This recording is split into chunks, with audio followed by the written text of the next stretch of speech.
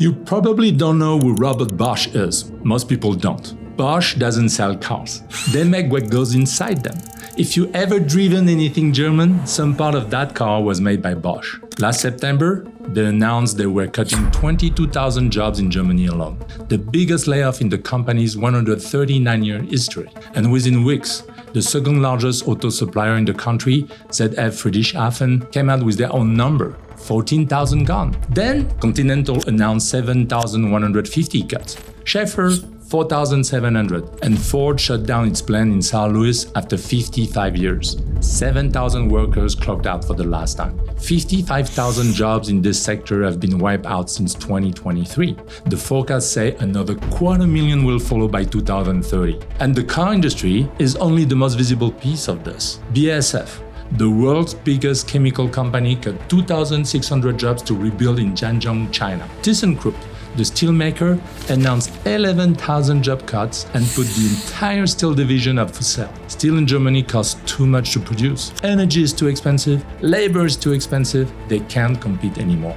The entire industrial base that made in Germany means something is cracking apart in real time across every sector. And it's spreading. If you live in Europe, you know what I'm talking about. Every month, a new name in the headlines, a new round of layoffs. In this video, I'm going to show you why it's happening, how far it goes, and who is making a fortune of the collapse. That's exactly why I created this channel, to talk about the things people get wrong because the mainstream media covers the layoffs but never follows the money. This channel is where I share what I see from the inside.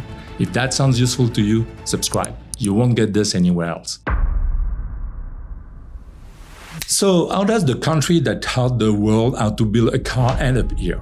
There's a version of this story where you blame China, and we'll get to China later. But most of this damage was self-inflicted, a series of bets that all went wrong in the same decade. For 20 years, German industry ran on cheap Russian gas. That was the deal. And it worked beautifully. Gas came through the pipes, electricity stayed affordable, and the factories in Bavaria and Baden-Württemberg could compete with anyone in the world on cost. But after the invasion of Ukraine, Germany lost its primary energy supplier almost overnight, and there was no backup. They had shut down their last 3 nuclear plants in April 2023, right in the middle of the worst energy crisis in the European history. Industrial electricity in the EU now costs more than double what American factories pay. In China, it's even cheaper, roughly 8 cents per kilowatt hour, while German manufacturers are stuck above 20. When energy swallows your entire margin, everything downstream breaks. BASF looked at the numbers and started rebuilding production in China. Thyssenkrupp tried to sell its steel division and couldn't find a buyer. Dozens of mid-sized manufacturers across the Ruhr Valley relocated to Texas or Guangdong, where the electricity made the math work again. And energy is only part of the cost problem. An hour of labor in German automotive runs around 62 euros. France charges 47. Italy 33, Spain 29. In China, it's somewhere between 8 and 12 depending on the province. And even if you're willing to pay German wages, good luck actually building anything there. Opening a factory in Germany means years of environmental permits, zoning approvals, impact assessments, and regulatory layers that pile up at every level, from local to federal to Brussels. Tesla needed 6 years of legal battles before it could finish its Berlin Gigafactory. BYD built a comparable plant in China in under 18 months. For decades, none of that mattered because German products commanded a premium. People pay more for Mercedes because the engineering justified it. And nobody else could match the quality. That assumption held the entire business model together. Except Germany stopped investing in the things that justified the premium. While China was pouring hundreds of billions into battery technology and electric drivetrains, German boardrooms were milking the combustion engine for a decade. Volkswagen management knew as early as 2015 that the electric transition was coming and chose to delay it because diesel margins were too comfortable to abandon. By the time they pivoted, the cars coming out of Shenzhen weren't cheap knockoffs anymore. In a growing number of categories, they were genuinely better. And that's when the last piece fell. For 20 years, China had been Germany's golden client. BMW, Mercedes, Audi, Porsche, they all pulled between a quarter and a third of their global profits from that one market. Then China learned how to do it all without them. German manufacturers watched their biggest customer turn into their most aggressive competitor in the same decade, at the same time their costs were exploding and their technology was falling behind.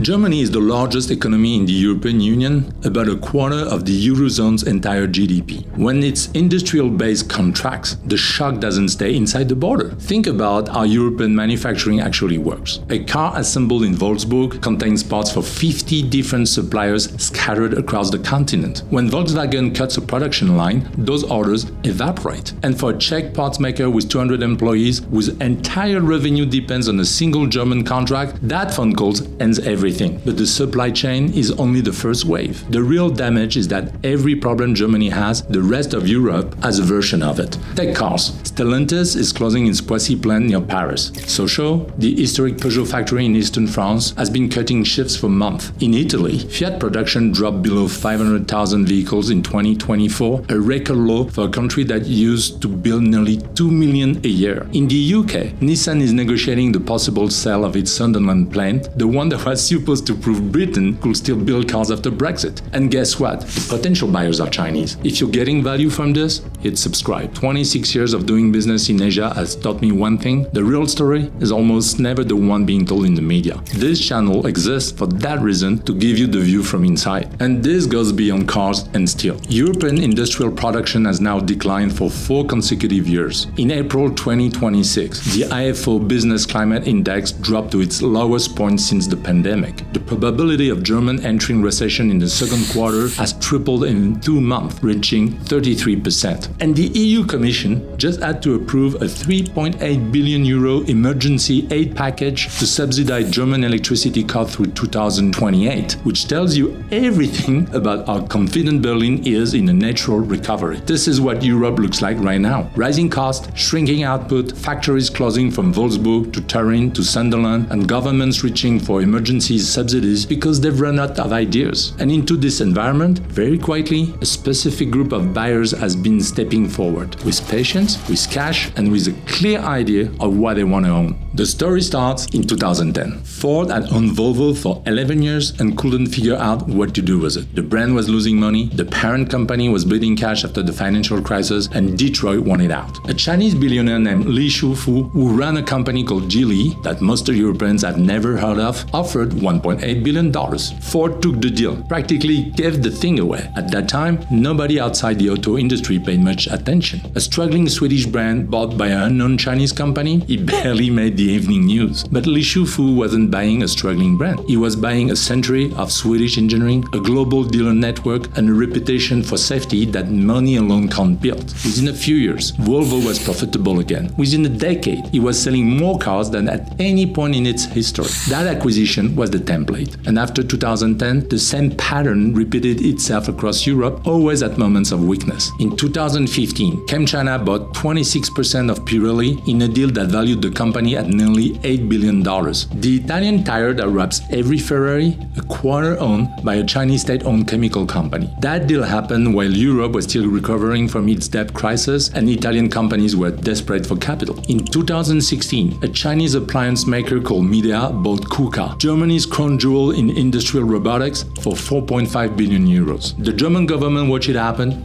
and did nothing. Screening mechanism for foreign acquisitions didn't exist yet. In 2018, Li Shufu came back. This time, he spent $9 billion buying 9.7% of Daimler, the parent company of Mercedes-Benz, making Geely the single largest shareholder. A year later, BAIC, a Chinese state-owned car group, built up a 9.98% stake and secured a seat on the Mercedes board. Together, Chinese entities now control roughly 20% of one of the most iconic German companies ever built. When Mercedes makes a strategic decision today, the largest voting bloc in the room answers to Beijing. Dongfeng, another Chinese state-owned group, holds about 12% of Stellantis, the company behind Peugeot, Citroën, Fiat, Chrysler, and Jeep. Geely bought 17% of Aston Martin in 2023 when a British company was running low on cash. Lotus, MG, Polestar, all fully Chinese-owned now. And here's where it gets really current. In the last few months, something shifted. The acquisitions aren't just about shares and board seats anymore. European car makers have started selling their actual factories to Chinese companies. Chery signed a deal to take over a former Nissan plant in Barcelona in 2024, with a target to build up to 200,000 vehicles a year on European soil by 2029. Ford is reportedly selling an assembly line at its plant in Valencia, Spain to Geely. And just last month, reports came out that Stellantis is considering selling plants it operates in France, Germany, and Italy to Dongfeng, the same Chinese state-owned company that already sits on its board as a 12% shareholders. Yeah.